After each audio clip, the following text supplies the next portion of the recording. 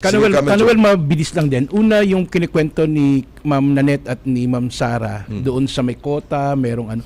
Pagpapakita ito. Ito yung dahilan kung bakit crime against humanity ang kaso ni Duterte at co-perpetrator si Bato dahil sa panahon talaga na ito, naging systemic yung pagpatay.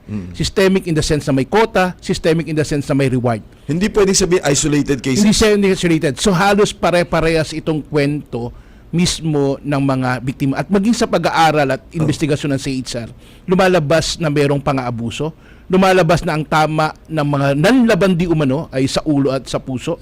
Ibig sabihin, gusto talagang pumatay kasi kung self-defense ito ng kapulisan, hindi doon dapat ang tama. Kay Aldrin, 5 bala, di ba?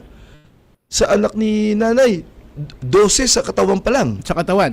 12 ha? 12. So tapos sa dibdib ang tama, sa puso. Pag ganyan, even ang Supreme Court, sinasabi mahirap i-depensa na ito ay self-defense. So yun yung mahalagang maintindihan ng publiko, bakit crime against humanity ang kaso.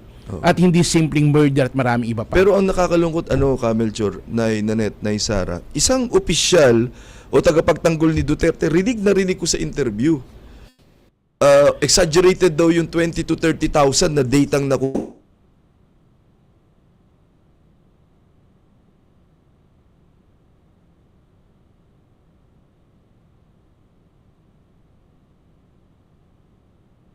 Daw, parang sabi ko, teka, alam siya sa official, pero para magsalita ka coldly, no? Para sa isang malamig na kaparaanan, sasabihin mong hindi naman totoo yan dahil 5,000 lang mahigit ang pinatay. Parang, doon, sir, yun lang. Kanuel, babalik lang natin, ginagano nila lang kasi nila dahil